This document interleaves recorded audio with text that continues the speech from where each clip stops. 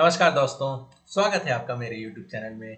YouTube channel आदि जापानी में बहुत दिनों बाद कोई नया वीडियो डालने के मूड में है, पुराने कंटेंट के साथ। तो ये वाकया है जेनेसिस 2016 प्रोग्राम। और ये 2016 में मुझे जापान जाने का पहली बार मौका मिला था। बड़े जद्दोजहद के बाद एक मौका मिला। मैं MA फर्स्ट ईयर में था और लकीली मुझे ये मौका मिला और मेरी पहली हवाई यात्रा भी थी। और ये प्रेजेंटेशन मैंने आपको साथ साथ दिखा रहा हूँ। प्रेजेंटेशन ये मैंने जापान से वापस आने के बाद एम्बेसी ऑफ जापान में दिल्ली में प्रेजेंटेशन दिया था। दिल से सारी बातें बताई थी और चाहता हूँ कि आज भी दिल से सारी बातें उस समय का मेरा पहला एक्सपीरियंस था वो बताऊँ। तो जैसा कि आप जेनेसिस 2016 का प्रोग्राम, जेनेसिस एक ऐसा प्रोग्राम है। इस समय पैंडेमिक चल रहा है, बट अगर आप रेगुलर कोर्स जापानी लैंग्वेज के किसी रेगुलर कोर्स में अगर आप रहते हैं, जैसे कि अगर मान लीजिए JNU में आप दाखिला लेते हैं या फिर दिल्ली यूनिवर्सिटी में दाखिला लेते हैं या फिर साउथ के भी कुछ जैसे विद्यापीठ हो गया, नहीं, कौन सा है, पुणे यूनिवर्सिटी और ये तिलक विद्या तिलक तिलक विद्यापीठ विद्यापीठ ही है। तो साउथ में भी कुछ यूनिवर्सिटीज और कॉलेजेस हैं जहाँ जैपनीज की एक रेगुलर पढ़ाई भी होती है और जापान फाउंडेशंस और कुछ प्राइवेट इंस्टीट्यूट भी हैं जहाँ से ये जेनेसिस का स्कॉलरशिप बच्चों को ले जाता है। और ये मौका मिला था इस बार के जो 2016 का जेनेसिस का था प्रोग्राम। इस पे DU के स्टूडेंट्स थे और BHU के स्टूडेंट्स थे। BHU जो कि 2 साल या 1 साल पहले ही वहाँ रेगुलर कोर्सेज स्टार्ट हुए थे। और वाकई में ये मौका काबिल मतलब एक एक्सपोजर के लिए, हमारे लिए और हमारे BHU के भाइयों के लिए भी एक एक्सपोजर टाइप का था। तो ज़्यादा बकवास नहीं करते हैं, स्टार्ट करते हैं। तो माय एक्सपीरियंस मेरे शब्दों में, मेरी जुबानी। तो नेक्स्ट चलते हैं। नेक्स्ट है आपका, हाँ। तो इस प्रेजेंटेशन में मैं आपको क्या क्या बताने वाला हूँ कि पहले जेनेसिस प्रोग्राम होता क्या है, फिर हमारी एक्टिविटीज़ वहाँ क्या हुई थी, और उस प्रोग्राम का जो थीम था पीस बिल्डिंग। उस समय हिरोशिमा नागासाकी पे जो बमबारी हुई थी उसके 70 साल पूरे हुए थे और उसी के चलते यहाँ इस थीम पे इस वाले प्रोग्राम को चलाया गया था। फिर पीस बिल्डिंग में एटॉमिक बम म्यूजियम था और मिचियाकी केदासान जो थे उनकी स्टोरी भी थी। हम लोगों ने होम स्टे का मज़ा लिया। फिर कई कुछ चीज़ें, मतलब कि ऐसी चीज़ें जो मुझे वहाँ इंस्पायर की, मुझे जापान में पता चली, कल्चर शॉक। और उसके बाद वापस आने के बाद मैंने क्या किया और मेरे फ्यूचर प्लानिंग क्या है इस जो जेनेसिस प्रोग्राम के बाद। मैंने अपने आप को खुद को कैसे ढाला और अपने सोसाइटी को कैसे इसमें कंट्रीब्यूशन देने की कोशिश की, अभी दे भी रहा हूँ, देने की कोशिश कर रहा हूँ, उसको लगा हुआ हूँ। तो ये सारी चीज़ें हैं। चलिए नेक्स्ट चलते हैं। इसमें है आपको जैसे Genesis, about the Genesis 2016। Genesis program में क्या था कि पहला ये फर्स्ट बैच था पीस बिल्डिंग का। जैसा कि आपको पहले बताया कि 70 साल जब पूरे हुए, 70 साल ही थे ना। Let me count. 70 साल आजकल बहुत सुने हैं, तो 70 साल ही थे ना भाई साहब। हिरोशिमा नागासाकी पे बमबारी कब हुई थी? 2016 माइनस 1945। हाँ यार, लगभग 70 साल। 71 साल दिखा रहा है, 70 साल ठीक है। तो थीम इसका है पीस बिल्डिंग, जो कि फर्स्ट बैच हमारा था। हमारे फर्स्ट बैच इंडिया की तरफ से दिल्ली यूनिवर्सिटी के स्टूडेंट्स और बनारस हिंदू यूनिवर्सिटी के जैपनीज स्टूडेंट्स जो लैंग्वेज पढ़ते हैं उन्होंने पार्टिसिपेट किया था। और ये प्रोग्राम था एक हफ्ते के लिए। एक हफ्ता सुनने में बहुत कम लग रहा था कि एक हफ्ते में होगा क्या, बट उनकी जो आइटनरी थी, प्लानिंग थी, इतनी सटीक और इतनी सही सही थी कि मतलब एक हफ्ते में जो जो हम लोगों ने वहाँ एक्टिविटीज़ किए हैं वो एक साल में भी लगता है कि बहुत ही ज़्यादा। एक हफ्ते में ही सारे एक साल की एक्टिविटी एक हफ्ते में ही निपटा दी। तो इसका ड्यूरेशन था 8 नवंबर 2016 से 15 नवंबर 2016। और इसमें जैसा 10 लोग गए थे, इंडियन पार्टिसिपेंट्स थे, 5 from Delhi university and 5 from Banaras universities. और जो हमारा विजिट लोकेशन था टोक्यो था, जो कि मेन था। और नहीं, टोक्यो पहले था, फिर उसके बाद हिरोशिमा और नागासाकी विजिट। तो मुझे लग रहा था मेरा नाम ए से है तो शायद मैं हिरोशिमा जाने का मौका मिले, बट लकली लकली नागासाकी जाने का मौका मिला। और नागासाकी ने भी मुझे किसी भी प्रकार से कल्चर वाइज, वहाँ के एनवायरनमेंट वाइज, किसी भी तरीके से मुझे कोई भी मतलब मज़ा ही आ गया। हाँ हाँ हाँ, निराश नहीं किया। और आपको एक और चीज़ बता देता हूँ कि ये नवंबर का महीना था, अक्टूबर में ही दीपावली ख़त्म हुई थी और दिल्ली का बुरा हाल था। पॉल्यूशन इतनी गंदी हो गई थी कि आंखों में जलन हो रही थी। तो ऐसे मतलब गंदे मतलब क्या बोले, ऐसे रहन सहन में मतलब दिल्ली में रहना दुश्वार हो गया था। और इस समय में ये प्रोग्राम आने के बाद मतलब कि आपको क्या बोले, डूबते को तीन का सहारा। और मतलब एक अमृत जैसा एक्सपीरियंस कि मतलब मुझे एक बढ़िया अ, अमृत मिल गया। तो ये प्रोग्राम मेरे लिए अमृत समान ही था। आप जानती हैं टोक्यो जापान, टोक्यो नहीं, Japan all over environment wise बहुत ही साफ कंट्री है। हवा पानी भी शुद्ध है इंडिया के कंपैरिजन में। और तो चलिए नेक्स्ट चलते हैं, बहुत हुआ। तो आपको बता दें कि पहला एक बार बैक जाते हैं। आपको 7 नवंबर को हम लोगों का फ्लाइट था और चाल वाली फ्लाइट थी। पहली बार फ्लाइट पर पहली बार चढ़ने का एक्सपीरियंस था। खूब एक्साइटमेंट हो रहा था। और फ्लाइट पे चढ़ने के बाद अ, पहला एक्सपीरियंस वहाँ समझ ही में नहीं आया था कि जाल का बड़ी फ्लाइट, वहाँ ढेर सारे बटन्स थे। हमारा मित्र भी विंडो खिड़की पे बैठा था और मैं उनके बगल में। और हमारी फ्लाइट उतर गई थी लगभग 7 बजे के आसपास। 7 बजे के आसपास उतरी थी, जो कि इंडियन टाइम के हिसाब से यहाँ 4 बज रहे थे। और हाँ, उतरते ही सबसे पहले मैंने जापानीज में, जापान का एक सबसे अच्छा खास बात आपको बताएं कि वहाँ मॉडर्न कल्चर और जो देंतोतिकी, वो देंतोतिकी का मतलब कि जो वहाँ का अपना कल्चर है, अपनी संस्कृति है, मतलब मॉडर्न एंड ओल्ड कल्चर एक साथ बिना किसी को नुकसान पहुंचाए हुए एक साथ सामंजस्य बैठाते हुए दिखते हैं। तो आज भी जापान के गली मोहल्लों में, रोड पे टेलीफोन बूथ एग्जिस्ट करते हैं, उनकी अभी भी उनका अस्तित्व है।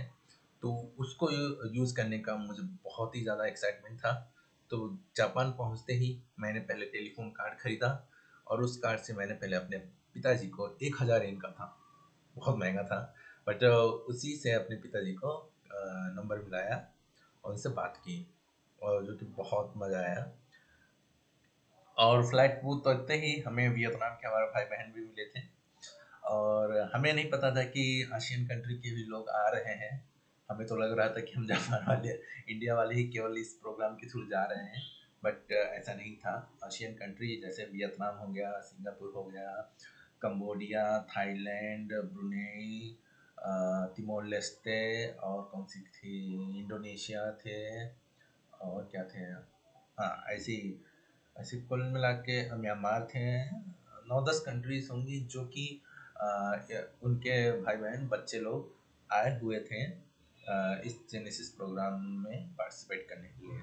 तो वियतनाम का झंडा भी हमें नहीं पता था। सारे जो बच्चे लोग थे अपना वियतनाम का एक झंडा रेड कलर का जिसमें बीच में स्टार होता है पहन के बैठे हुए थे। तो हमें लगा कि ये तो हमारे जापानी भाई बहन लोग हैं। तो हमारे पंकज वालिया जी जो हमारे मित्र हैं, ये फोटो पे दिख रहे हैं, ये हैं मैंग जी। बट पंकज वालिया जी जो हमारे मित्र हैं, उन्होंने जापानी में बात और चीत करने का विचार किया। एक मोहतरमा को उन्होंने टारगेट किया और उनसे अपना सेल्फ इंट्रोडक्शन दिया कि मैं जापानी छात्र हूँ जापानी में। और मोहतरमा का एक्सप्रेशन था, क्या बोल रहा है ये। फिर बाद में पता चला कि वालिया जी की तो कट गई थी। मैडम तो वियतनाम की थी और उनको जापानी रत्ती भर नहीं आती थी। तो फिर उसके बाद जो प्रोग्राम की कोऑर्डिनेटर थी एक मैडम आई और हम लोगों को इकट्ठा करके बस में चढ़ा दिया। बस में चढ़ाने के बाद रास्ते भर हम लोगों ने तफरी काटी। जापान की साफ सुथरी सड़कें और वहाँ की चमचमाती गाड़ियों को देख के हमारी नज़र उतर ही नहीं रही थी। फिर डिज्नीलैंड होते हुए नारिता से निकलते हुए डिज्नीलैंड, फिर मेन सिटी में आए थे। और सबसे पहला हमारा पड़ाव कि जो जोजी इसे मंदिर भी बोलेंगे, हाँ, जोजी मंदिर था जहाँ हम लोग पहुँचे थे। और इसके पीछे आप देख सकते हैं कि टोक्यो टावर है जो कि जापान का टोक्यो का पहचान है। और ये भी मंदिर ये भी अपने आप में खास है। इस मंदिर की भी अपनी खासियत है। इसके पीछे आप जाएंगे जैसा कि पहले तो लुक वाइज इसे फोटो लेने में तो मज़ा आता है।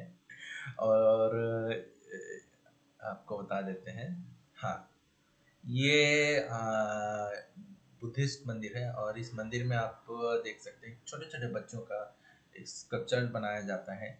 या ऐसा कहा जाता है कि अगर किसी के परिवार में किसी के कपल के अगर छोटा बच्चा ही उसका शैशवावस्था में ही मृत्यु हो जाती है उसकी, तो उस अ, उसके दूसरी लाइफ मतलब मृत्यु होने के बाद उस वहाँ उसको किसी भी प्रकार की कोई व्यवधान व्यवधान ना पड़े। तो बुद्धिस्ट कल्चर में इनको, हाँ, इनको बोलते क्या है मैं भूल गया हूँ लेकिन हाँ, ये उन्हीं की याद में इनको रखा जाता है और उनकी फैमिलीज यहाँ हमेशा आके अपनी श्रद्धांजलि देती हैं।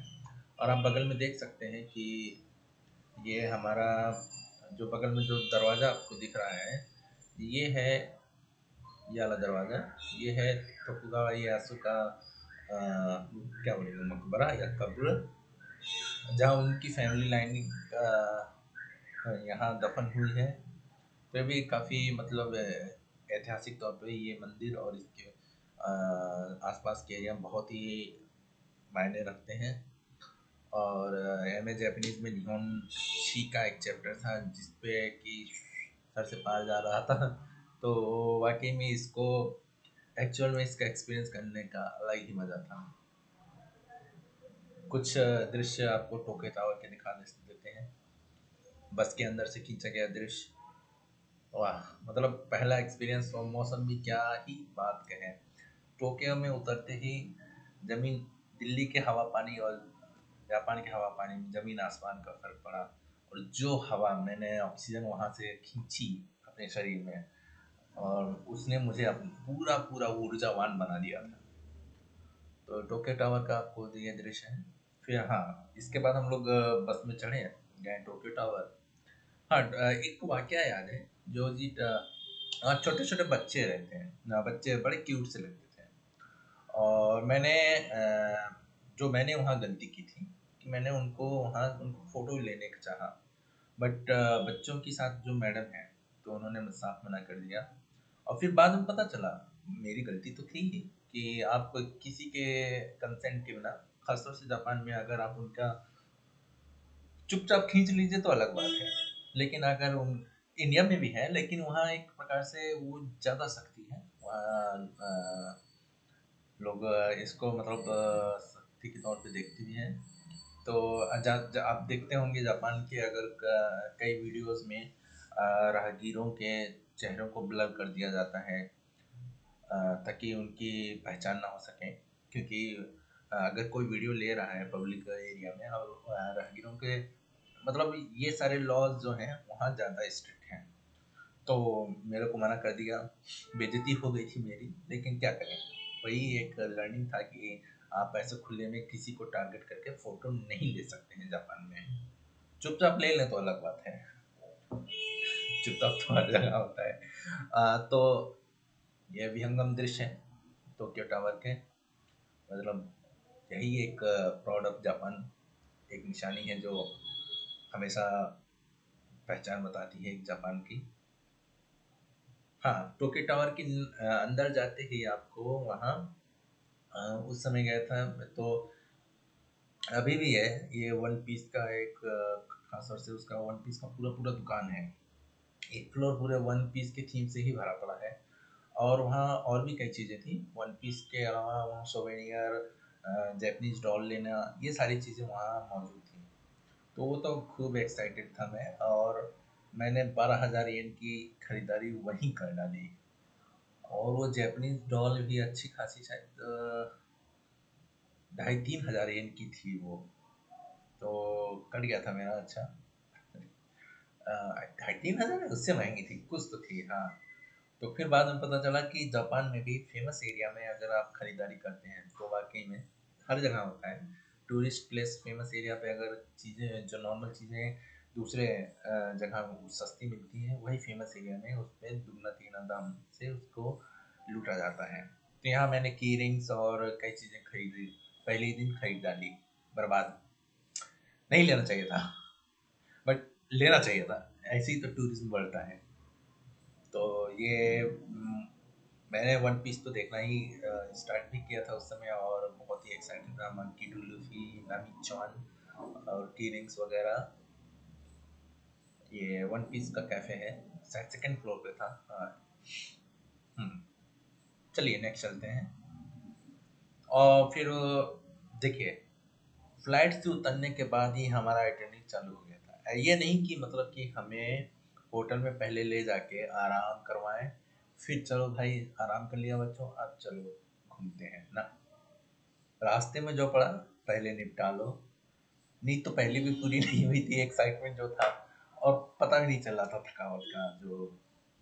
हाँ, फिर उसके बाद ये ओरिएंटेशन हुआ।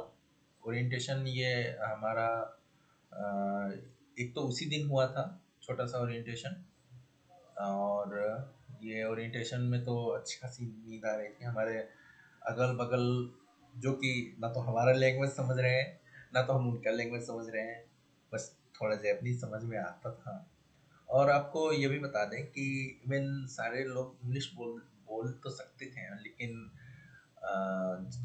जगह जगह से इंग्लिश का जो वो उच्चारण होता है बहुत ही अलग हो जाता है। तो एक अगर सिंगापुर वाला बंदा इंग्लिश में बात करेगा, मेरे तो मेरे अनपढ़ जैसे व्यक्ति को समझ में पहली बार तो नहीं आएगा। वाकया वो भी है, बहुत ही मज़ेदार है, उसको भी आगे चढ़ेंगे तो बताएंगे। तो ओरिएंटेशन में यही छोटा मोटा नींद तो आ ही रही थी कि आपका प्रोग्राम का कैसे कैसे क्या है। नेक्स्ट चलते हैं। हाँ, ये अगले दिन का फोटो है। हम लोग ryugoku ryugoku टोक्यो में एक एरिया है ryugoku, जो कि उस एरिया ryugoku होटल भी था जहाँ हम लोग ठहरे थे। और वो एरिया ryugoku वाला एरिया जहाँ सुमो लोग रहते हैं, ऐसा वो उसके लिए फेमस है। और वहीं हम लोगों का एक छोटा सा ये सेमिनार था, जहाँ आपको दिख सकता है सेमिनार बाई काजुयुकी सेंसेई थे, जो कि शायद वासेदा यूनिवर्सिटी से थे हाँ, यस। इन्होंने थोड़ा बताया कि जापान से डेवलपमेंट, ये मेरे मतलब सिलेबस से था, और थोड़ा सर से पार भी जा रहा था, बट लोग बड़े बढ़ चढ़ के और बहुत ही ज़्यादा क्वेश्चंस कर रहे थे। मैंने भी कुछ क्वेश्चन किया था, बट मेरे को भी याद नहीं है क्या क्वेश्चन किया था, पता नहीं, छोड़िए। लेकिन एक्साइटमेंट तो मुझे भी था। हम्म, हाँ, तो उसके बाद हमारी गाड़ी छूटती है, हम लोग फिर बस पे चढ़ते हैं और सबसे पहले पहुंचते हैं एदो हाँ, एदो म्यूजियम। एदो म्यूजियम बहुत ही खास है, और वहाँ भी कोई कार्यक्रम चल रहा था जहाँ मोहतरमा लोग जापानी का क्या बोलेंगे, देन तोते की ना, कोतो साकुहाची वगैरह बजा रही हैं। उस समय तो नहीं पता था, लेकिन ये एदो म्यूजियम भी बहुत ही मतलब एक्साइटेड करने वाला एरिया था। मतलब आप शोवा जिदाई में है ना, शोवा सॉरी सॉरी सॉरी मेजी जिदाई में पहुंच जाते हैं, और सॉरी एदो जिदाई में, सॉरी मेजी तो मॉडर्न हो गया थोड़ा सा। एदो जिदाई में पहुंच के और वहाँ के एरिया का मतलब उस टाइम को आप एक्सपीरियंस कर सकते हैं। और एदो म्यूजियम वाकई में जिसकी जापान की हिस्ट्री में रुचि है, एदो म्यूजियम घूमना, पहुंचना और वहाँ सब कुछ को एक्सपीरियंस करना बहुत ही वर्थफुल रहेगा। नेक्स्ट चलते हैं। ये छोटे छोटे मिनिएचर थे कि एदो की लाइफ स्टाइल कैसी रहती थी। आप देख सकते हैं हमारे समुराई भाई लोग हैं, और वहाँ माताएं और बहनें भी हैं जो बच्चों को किस तरीके से कैरी करते थे। मतलब आज के मॉडर्न जापान की भी बात नहीं डाली है, लेकिन प्राचीन जापान की तो अलग ही बात थी। छतों के आप स्ट्रक्चर भी देख सकते हैं, मज़ा ही आ गया मतलब छोटे छोटे मिनिएचर को देख के। हाँ, तो एदो म्यूजियम में आपका शुरू से लेके जापान में कैसे कैसे क्या क्या प्रगति हुई, ये सारी चीज़ें दिखाई गई थी। और यहाँ धीरे धीरे शोवा में क्या क्या बनी, क्या क्या डेवलपमेंट हुआ, ये भी चीज़ें थी। और जो मुझे यहाँ यूनिक लगा, मुझे यहाँ एक रिक्शा भी दिखा। वो ये जापानी स्टाइल का तो नहीं है, और ये जापान में चलता भी था नहीं चलता था कोई आइडिया नहीं है, लेकिन हाँ ये इंडियन रिक्शे से मिलता जुलता था, तो इसलिए एक फोटो तो बनता है इस पे। और आप देख सकते हैं कि मेरा चेहरा मैं काफ़ी पतला था आज के वो कंपेयर में। क्या बताऊँ, दुख होता है। और उसके बाद हम लोग गए थे, लंच किया था हम लोगों ने। लंच में उन्होंने एक साबुत एक फ्राई मछली रख दी थी, और खाने के लिए दिया था हमें चॉपस्टिक।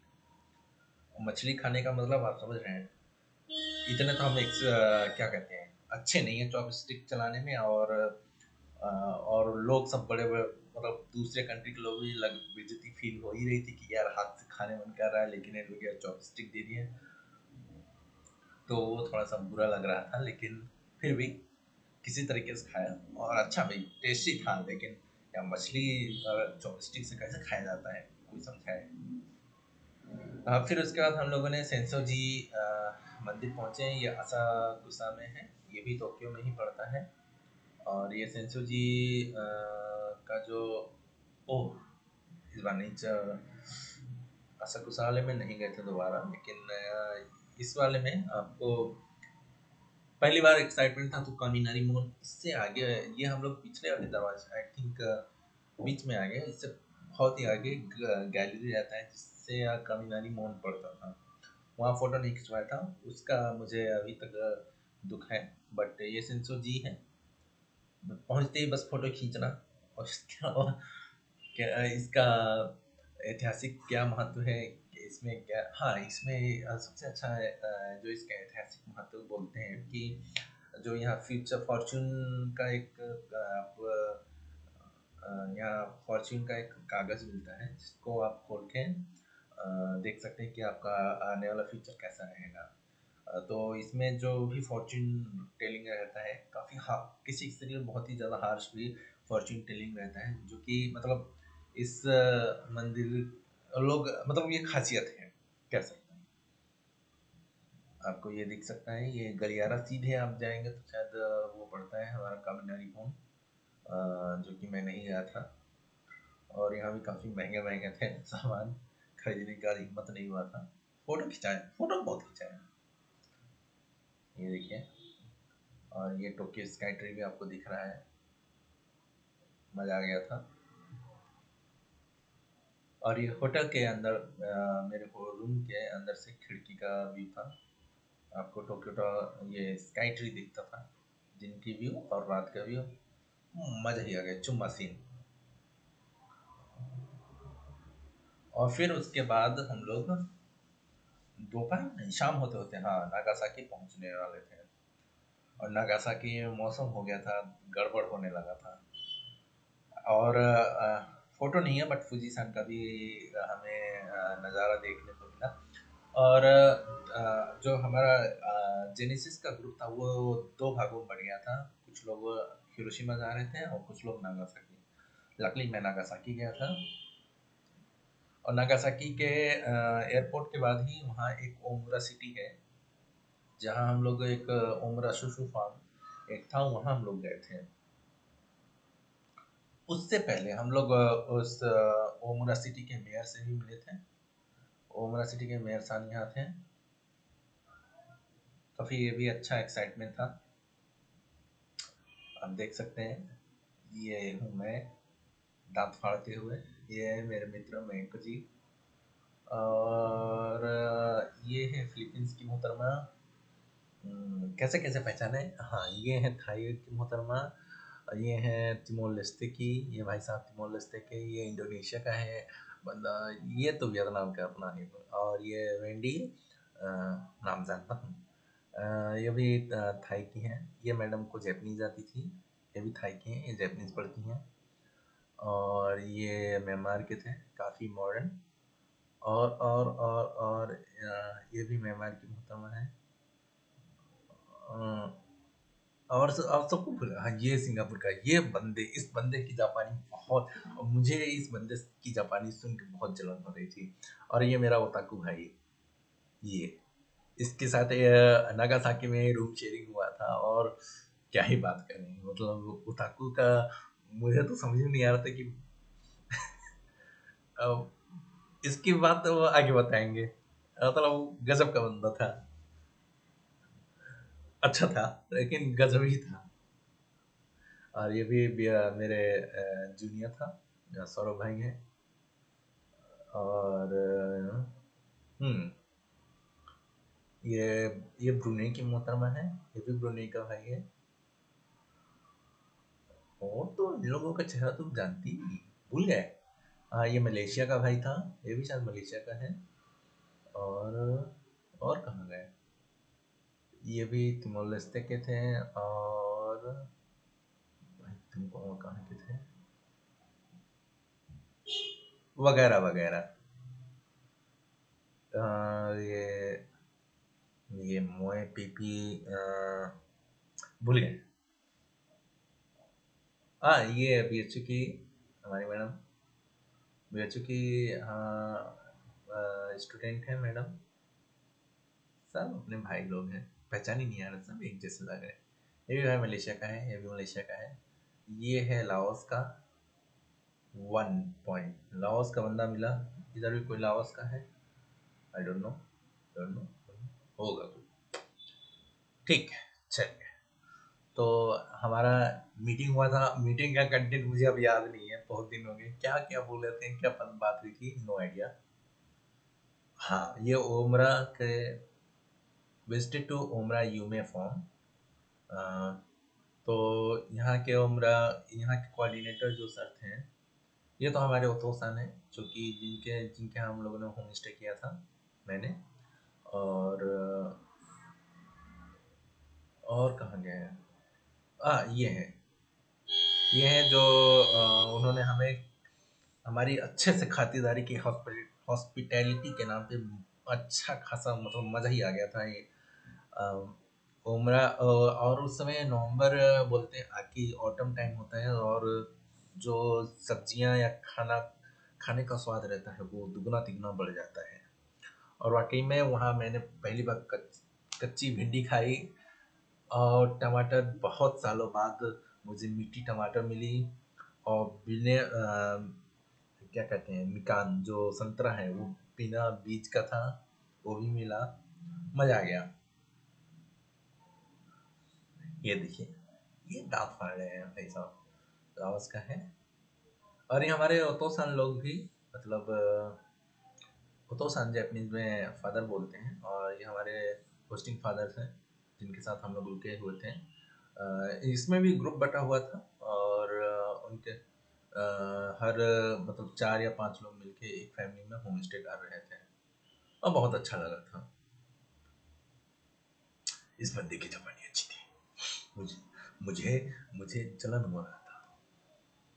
उसके अगले दिन होम स्टे, होम स्टे में तो पहली बार मज़ा आ गया था कि होम स्टे में हम लोग गए थे, तो अ, नाग कौन सी जूसी गए थे, एक सुशी खाए थे। और हाँ, पहली रात को तो सुशी वगैरह खाया, मतलब अच्छे से खातिरदारी रही और वहाँ तो भी मज़ा आ गया था सोने में। और नेक्स्ट डे उठे, फिर उस दिन हम लोगों ने चिकुआ चिकुआ खाया था। आपको निंजा हथौड़ी याद है? निंजा हथौड़ी में शिशी मानो जो छोटा सा कुत्ता रहता था, उसमें हाँ, जापान में वो इंडिया में अगर देखेंगे तो वो बोलता है चॉकलेट, बट वो चॉकलेट नहीं, वो नॉनवेज रहता है। समुद्री कोई जीव है जिसको वो चिकुआ बोलते हैं, वो खाता है। और यहाँ हम लोगों ने ओरिगामी का एक ओरिगामी अटेंड किया, जहाँ कुछ कुछ बनाया था, मुझे याद भी नहीं है। हाँ, मैंने शायद जो हमेशा शुरू बनाया था, हंस हंस नहीं, क्या बोलते हैं भूल गए, शुरू बनाया था, यस। उसका टी सेरेमनी में भी बड़े अच्छे से शांति से मतलब मज़ा आ गया था। जो एक्सपीरियंस ओरिजिनल में जो कल्चर का एक्सपीरियंस किया, वो मतलब आपको कैसे जुबानी बताएं। हाँ, ये जो हमारे भाई साहब हैं, ये मिचियाकी केदा-सान है, जिन्होंने अपना एक अपना हॉरिबल स्टोरी बताया था कि नागासाकी बमबारी में वो उन आसपास का माहौल कैसा था और कैसे ये आगे जी खड़े हुए, कैसे ये बचे और उनके आसपास के लोगों का क्या हाल था।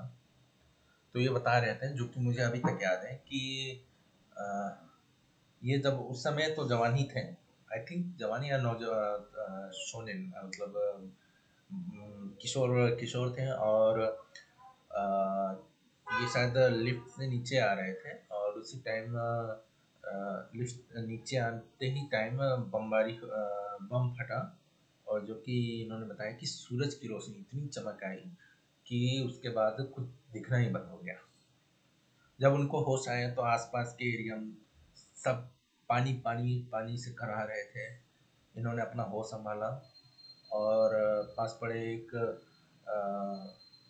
तड़प रहे शरीर को पानी पिलाने की कोशिश की। इतनी गर्मी से वो सारा पूरा चमड़ी सूख गया था, जिस वजह से पानी डालते ही उसका गला सूख गया। बता रहे थे कि जो शरीर था, शरीर से पानी पानी डालते ही जो पानी है वो वाष्पित हो गया था। तो ये बहुत ही रोंगटे खड़े कर देने वाली इनकी स्टोरी थी। और एक और बात, ये तो हॉरिबल स्टोरी के अलावा इनके पास जब इनसे मुलाकात हुई तो जो इनका वे ऑफ जो इनका स्टाइल है अभी पुराने टाइम में, मतलब ये अपने डायरी रखते हैं जिसमें अपना वो शेड्यूल लिखते थे कि इस दिन मेरा ये, इस दिन मेरा है। आजकल के ज़माने में कौन रखता है भाई डायरी? डायरी में रखते रखने वाले रखते हैं, लेकिन हमारे लिए तो हम लोग तो मोबाइल वाले बच्चे हैं ना, हमें क्या पता। लेकिन वो भी देख के कि वाह, बंदा क्लासिक है, मज़ा आ गया था। और ये एटॉमिक म्यूजियम के अंदर हम लोग गए थे, नागासाकी एटॉमिक बम। आपको यहाँ दिख रहा होगा 11 बज के 2 मिनट थे और घड़ी इसी टाइम पे रुक गई थी। और ये जो आपको स्टेचू दिख रहे हैं, इनको पीले कलर में रोकने का, पीले कलर में करने का एक महत्व है कि जैसे ही बम फटा और इसका प्रकाश पड़ा तो बॉडी गलना स्टार्ट हो गई। और ये मतलब आप समझ सकते हैं, प्रकाश का जो बम का प्रकाश है वो पीले कलर में ये दिखाता है कि इनके ऊपर डायरेक्ट बम से हमला हुआ है और ये बचने की कोशिश कर रहे हैं।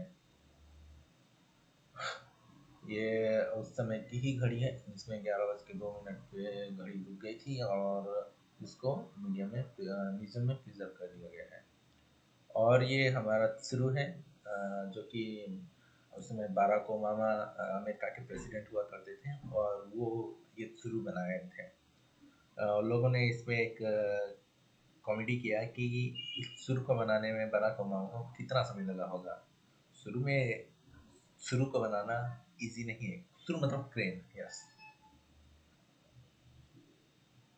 फिर उसके बाद हम लोग गए जापानीज स्कूल में, जहाँ हमारे जब काफ़ी बात होती हुई।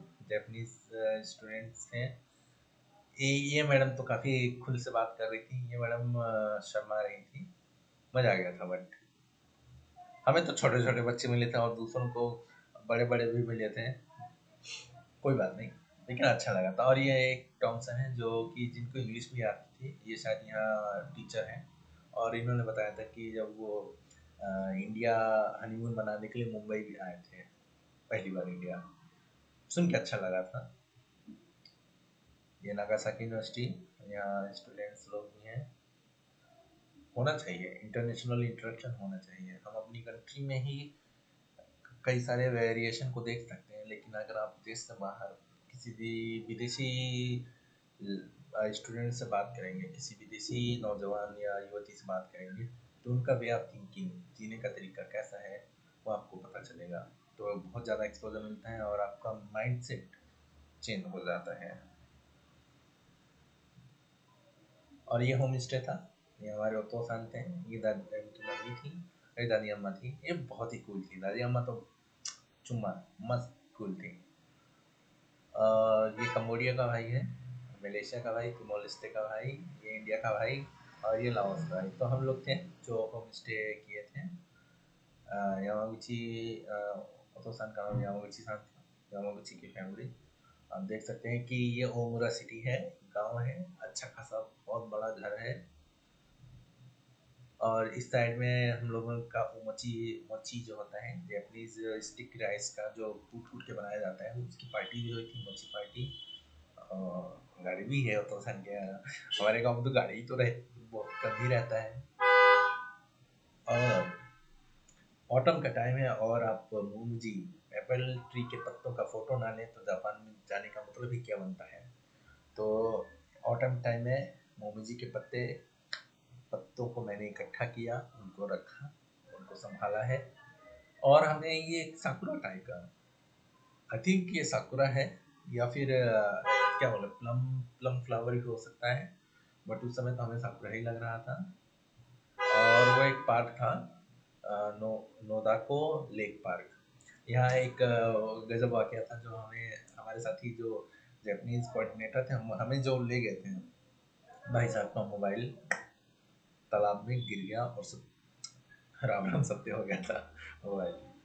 बट ठीक है, खट्टी मीठी यादें थी, मज़ा आ गया था इस पार्क में भी।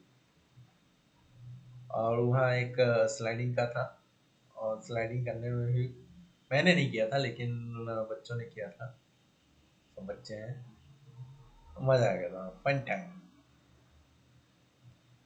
और उसके बाद हम लोग गए थे खेत में, वहाँ अम्मी का ये संतरे के खेत हैं, जो कि हम लोगों को बोला कि आप जितना बटोर लो बटोर लो।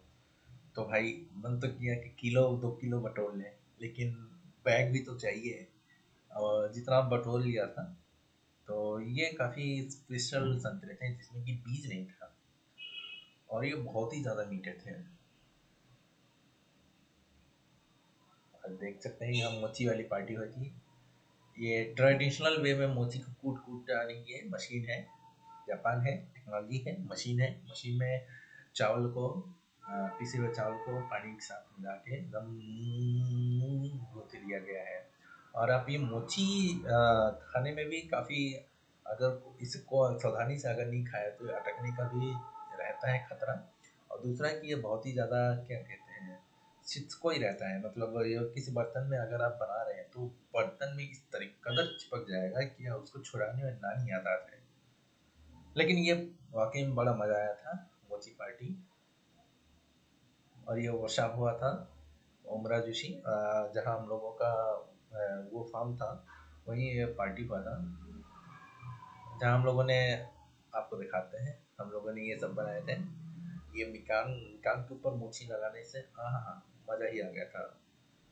और ये केक भी बनाया था,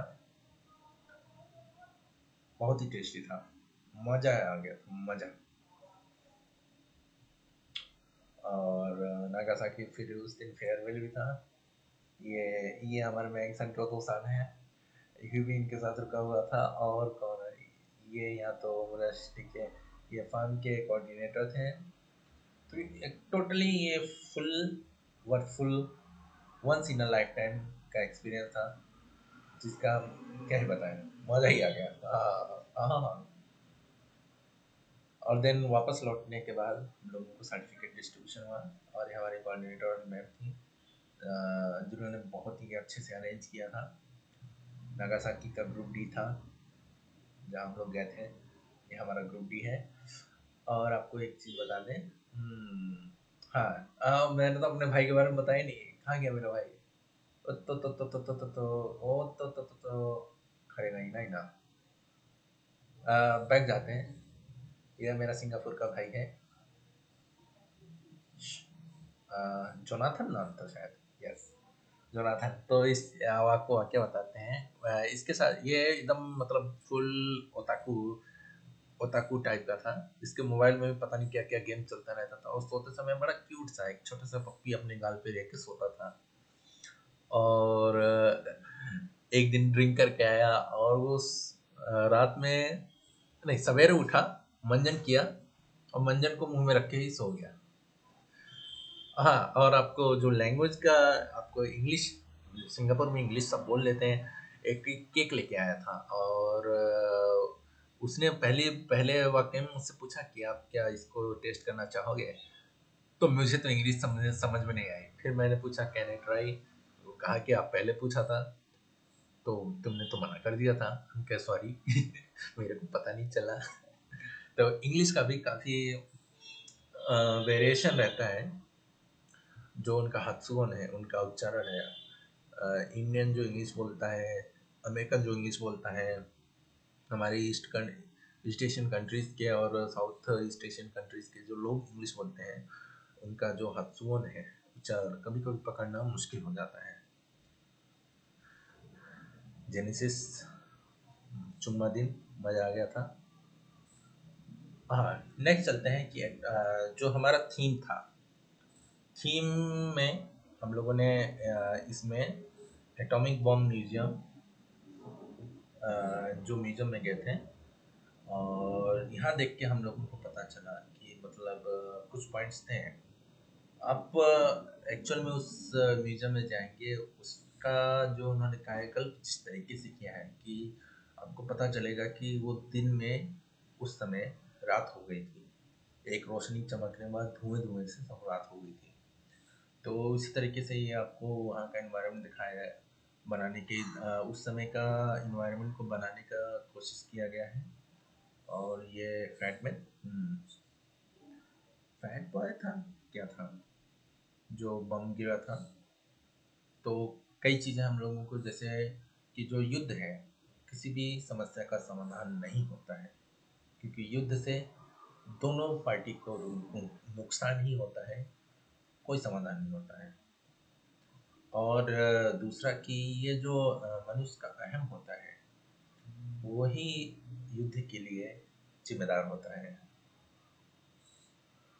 तो युद्ध में केवल आपको नुकसान और जीवन भर की समस्याएं ही आपको देंगी, इसके अलावा और कुछ नहीं दे सकता।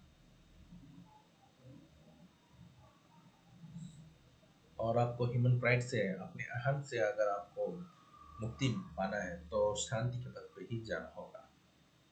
तो ये फन फैक्ट नहीं है, ये काफ़ी सीरियस पॉइंट्स हैं जो कि वहाँ जाने के बाद मुझे एक्सपीरियंस हुआ था। और आपको इनकी मिचियाकी केदासानी, जो आपको पहले फ़ोटो दिखाया था, उनकी स्टोरी के कुछ पॉइंट्स हैं कि जो कि मैंने इसको समराइज़ किया था। पहला आप देख सकते हैं कि war is not good for both countries. युद्ध दोनों देशों के लिए, किसी भी देश के लिए अच्छी नहीं होती है, केवल नुकसान ही बचता है। और अ, हाँ, एक क्वेश्चन मुझसे किया गया था कि जापान ने नहीं, अमेरिका ने जापान पे हमला किया, तो क्या आपके अंदर कोई किसी तरीके की ग्लानि या ग्लानि नहीं, किसी तरीके का हेट आपको अमेरिका के प्रति बचा हुआ है? तो उन्होंने बोला कि हमें किसी भी तरीके का कोई हेट नहीं है अमेरिका के प्रति। और जो हेट का जो एक मेन कारण है, वो हमारा अहम होता है। अहंकार के चलते हेट आता है, और हेट के चलते युद्ध होता है। और ये लाइन काफ़ी अच्छी है। War was over was the sign of relief. War does not make conclusion of winning or losing. It is result only loss. दो देश के बीच में अगर युद्ध हुआ, युद्ध खत्म हुआ और कोई देश कहता है कि हमारी जीत हुई, दोनों किसी की भी जीत नहीं होती है, केवल और केवल नुकसान होता है। किसी भी तरीके की कोई जीत नहीं होती। और ये जो लाइन है काफ़ी मतलब इमोशनल लाइन है। जो उन्होंने कहा था कि मैं जल्द ही मैंने तो जीवन देख लिया है और मेरी मृत्यु भी कभी भी हो सकती है, बट जो ये वाकया है जो मैंने एक्सपीरियंस किया है, वह कह सकते हैं कि हम लोग तो एक पीसफुल कंट्री में जी रहे हैं। वार और शांति का जो अंतर है वो मिचिया की केदा सान को खुद पता होगा। वो ज़्यादा अंतर पता कर सकते हैं। हम लोग जैसे नहीं, हम तो पीसफुल कंट्री में ही जी रहे हैं। हमें क्या पता वो आदमी कितनी यातनाएं और क्या होती हैं। बस सोच सकते हैं और उनसे बचने की कोशिश कर सकते हैं। The person who was victim of humanity distortion may know the better about the importance of peace. सही लाइन है कि मतलब जिसने दुख भरी जिंदगी जी है उसको ही अच्छी जिंदगी का महत्व समझ में आएगा। जो पहले से ही प्रॉस्परस लाइफ जी रहा है उसको क्या पता कि दुख भरी जिंदगी और प्रॉस्परस लाइफ में अंतर क्या होता है। घर की जिंदगी, oh my God. Home stay की बात बता रहे हैं आपको। होम स्टे हम लोगों ने 11 नवंबर से 13 नवंबर में किया था और पहले दिन हम लोगों को सुशी मिला था। और भी सस्ती वाली नहीं, अच्छी वाली sushi. Well warm welcome by sushi party. हमारे ओतोसान है और इनका ये इस कुत्ते का नाम भूल गए। प्यारा सा कुत्ता था लेकिन कभी कभी स्मेल करता था, तो इस पे कुछ स्प्रे भी छिड़कते थे ओतोसान। मजा आ गया था साथ में। और ये बढ़िया सा फुतून था जिसमें सोने में मजा आ गया था। और ये ब्रेकफास्ट था, ये सुशी बनाया है और ये टोफू है और ये क्या बोलेंगे, सूप है और स्पागेटी टाइप का है। ये दाइकोन का अचार है और ये सॉसेज है और पता नहीं। How was the home stay? Good good. हाँ, और इन्होंने अपना फोटो भी दिखाया था। तो सन की भी बात करें तो जापान में भी आप जैसा जानते हैं, इंडिया में भी होता है कि लोग अच्छे भविष्य की तलाश के लिए सिटी की तरफ भागते हैं। मैं भी दिल्ली आया हूँ, दिल्ली में रह रहा हूँ अपना होम टाउन छोड़कर। अच्छे भविष्य के लिए तो आया हूँ, लेकिन ऐसे में ये हो जाता है ना, दूरियां बढ़ जाती हैं और कभी कभी वो दूरियां सताती भी हैं। तो फैमिली हमारी ओतोसान का भी दुख था। इनकी अपनी बेटी का दिखा रहे थे कि इनकी बेटी मॉडल है और उनके फोटोज भी दिखा रहे थे। ये भाई साहब के अंदर यहाँ आप देख सकते हैं। बट बता रहे थे कि मतलब उनकी बेटी ये वापस नहीं आना चाहती है। तो हमारे इंडिया में भी आप देख सकते हैं कि जो मॉडर्न का जो लोग हैं, मतलब गांव से अच्छे भविष्य के लिए दिल्ली, गुड़गांव, मुंबई हर जगह के अपने भविष्य को संवारना चाहते हैं, लेकिन जो जड़ है ना वो किसी धीरे धीरे कमजोर पड़ जाती है। तो इसका दुख है, इंडिया में भी हो रहा है। डेफिनेटली इसका नुकसान किसी ना किसी तरीके से परोक्ष, प्रत्यक्ष रूप से या परोक्ष रूप से जरूर होगा। हाँ, एक आइडिया जो इन्होंने यहाँ के जो जापान में उस एरिया के जो फार्मर लोग हैं उन्होंने अपने ही एक कम्युनिटी बना रखी है और एक ये फार्म बनाया था ओमरा यूमे फार्म, शोशु फार्म। और इस फार्म में ही वो अपने प्रोडक्ट को डायरेक्ट कस्टमर को सेल करते हैं, बिचौलिया कोई नहीं। अपने प्रोडक्ट को डायरेक्ट कस्टमर को सेल करते थे इस फार्म में और यहाँ लोग आते भी थे। तो ये एक मतलब जो मॉडल है बहुत ही एक इनोवेटिव टाइप का है। आप देख सकते हैं कि ये आपको दिखा सकते हैं कि ये है नोदा का अ, ओ ओदा ओदा सान, ओदा सान है। तो ये आप देख सकते हैं कि ये जो हमारा ये संतरे हैं, मिकान है, ये किनके यहाँ से लिए गए हैं? ये ओदा सान के यहाँ से लिए गए हैं। तो ये मतलब आप फोटो देख के जान जाएंगे कि अच्छा ये इनके यहाँ का मिकान है, बढ़िया है। तो ये मतलब छोटी छोटी आइडियाज़ हैं जो हम लोग अपने यहाँ भी, हमारे फार्मर भाई लोग भी ये आइडियाज़ को कर सकते हैं, कर कई जगह करते भी होंगे, मुझे कोई आइडिया नहीं, लेकिन ये इनोवेटिव आइडिया है। और ये तो आई जोरा प्लान, आप ब्लू स्काई का, जापान का उनका प्रोग्राम भी चलता है आप, और ये देख सकते हैं कि हाँ हाँ हाँ, जो इंस्पायर किया था, पहला पॉइंट नेचर। टोक्यो में जो हवा पानी थी, नागासाकी जाते आते इतनी शुद्ध हो गई थी, मतलब कि हवा में मिठास था, मजा ही आ गया था।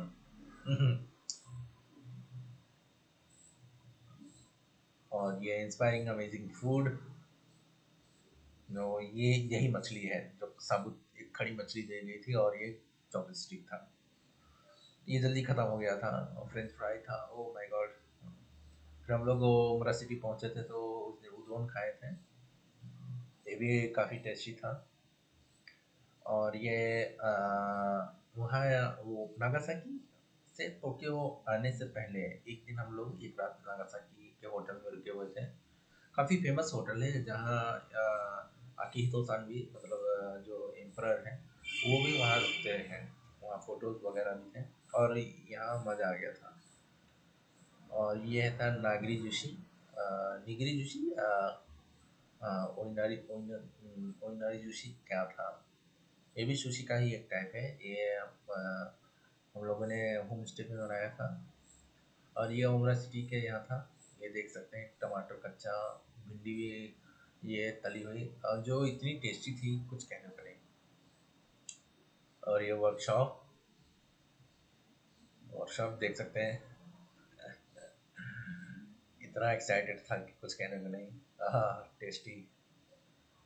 और जो शॉप लगा, शॉप आप देख सकते हो कि जापान में पैकेजिंग एक एक तोड़ के होती है, और वो अच्छी भी बात है, लेकिन महंगाई, डायन क्या बोले, महंगाई तो काटी खा जाती है।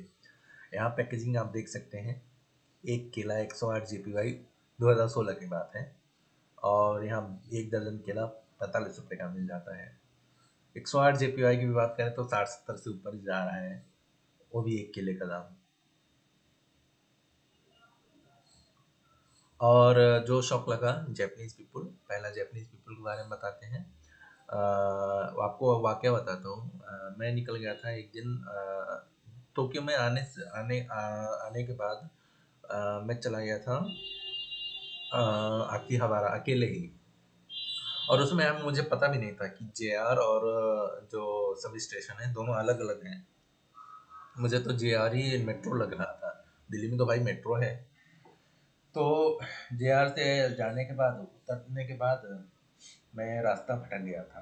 तो एक जापानी से मैंने पूछा कि भाई ये होटल किधर है, तो उन्होंने मुझे रास्ता बताया। फिर बंदा वापस मुड़ के साइकिल से दौड़ते दौड़ते फिर मेरे पास आया कि नहीं, ये चौराहा पार करने अगले चौराहे पे है। तो अगर मैं होता उसकी जगह, तो मैं तो ये कहता कि अच्छा ये तो अभी शायद मुझसे गलती हुई, वो किसी और से पूछ लेगा, उसको पता चल जाएगा। लेकिन नहीं, वो जापानी दौड़ के आया और मुझे बताया। तो जापानीज पीपल के बारे में भी, मतलब यशाशी, काफ़ी हेल्पफुल होते हैं, हेल्पफुल नेचर के होते हैं, नो डाउट, इसमें कोई शक नहीं। और हाँ, वहाँ मैंने होमलेस पीपल लोगों को भी देखा कि ब्रिज के नीचे कैसे रहते हैं, बारिश हो रही थी तो कैसे खुद को संभाल के रहते थे होमलेस लोग। तो एक डार्क साइड भी आपको जापान का दिखता है कि होमलेस वाले लोग भी काफ़ी रहते हैं। टोक्यो में तो आपको बहुत मिल जाएंगे। और जो एक और शौक पड़ा था कि नागासाकी एरिया में तो 7-8 बजे में सारे दुकान और रास्ते सारे एकदम सन्नाटा छा जाता था, एकदम सन्नाटा। और सबवे और JR में कंफ्यूजिंग था कि सबवे क्या है, JR क्या है। और वापस आने के बाद मैंने कुछ कुछ एसएनएस अपडेट ब्लॉग बनाया, यूट्यूब चैनल भी बनाया है।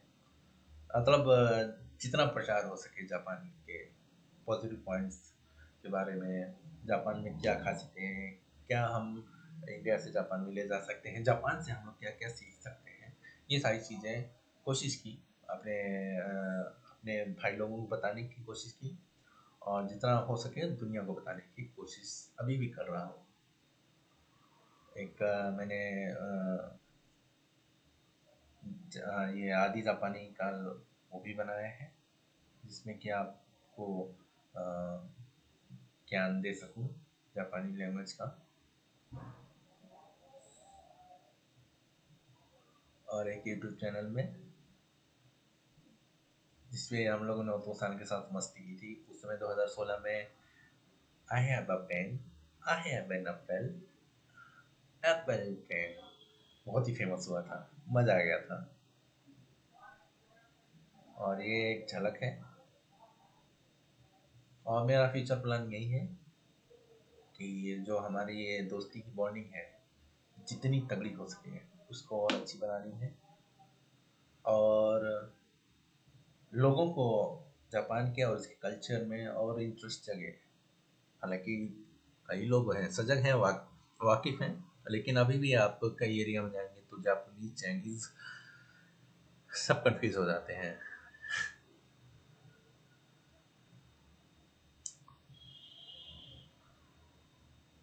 ओके, तो थैंक यू, यहीं तक था। कई चीज़ें अभी छूट भी गई होंगी। ये थे भाई साहब जिनका आईफोन गिरा हुआ था।